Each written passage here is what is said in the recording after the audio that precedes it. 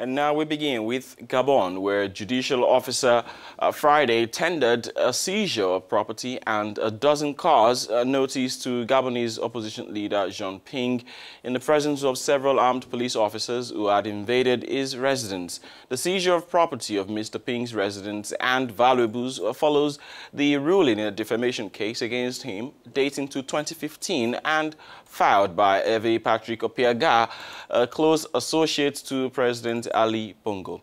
Jean Ping had been fined about $1 million in damages to Hervé Patrick Opiangah, councillor for the presidency, for defamation. He was given a one-month deadline before his property was sold at auction. Lors d'une conférence de presse, Jean Ping, at a press conference, denounced a political instrumentalization of justice. A judicial source close to the investigation denied these accusations, speaking of private matter.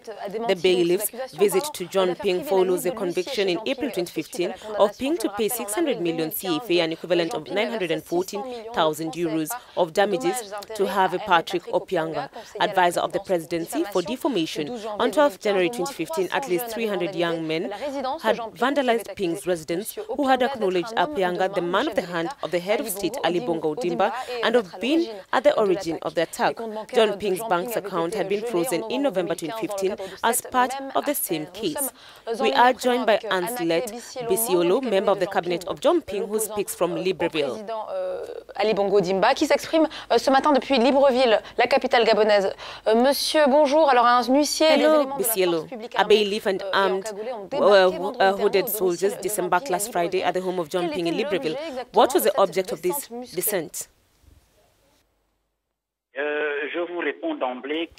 I reply to you at the outset that the descent to which you allude to the ins and outs of this case are political from end to end. One cannot imagine that a banal, ordinary act of bailiff can give rise to this debauchery, to this disproportionate mobilization of the security forces. So, in summary, it is a case that fits in the context of the electoral crisis that has shaken Gabon since August 2016.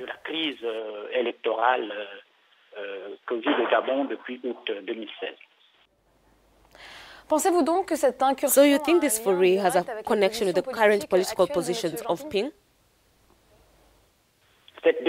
This descent is clearly linked from the start when John Ping decided to run as a candidate, because this case starts a little less than a year before the presidential, and today, with this descent, we have the same logic of harassment against a man. Moreover, in August 2016, to win the votes of the Gabonese.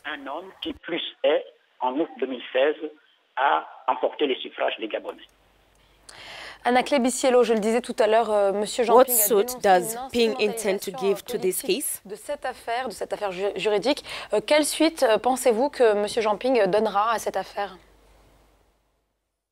La suite,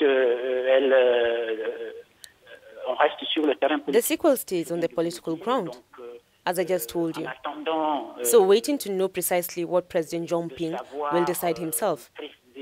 But it is clear that his answer will only be part of the logic of the strategy which has been there for more than a year, which consists by tying this case to the desire to forget the blowing of the Gabonese people of August 2016. The reaction of President John Ping will fit in, will remain in step with his strategy of not backing off whatever happens. He always repeated, he will not retreat until what he calls the truth of the ballots of the Gabonese vote expressed in August 2016 will be recognized.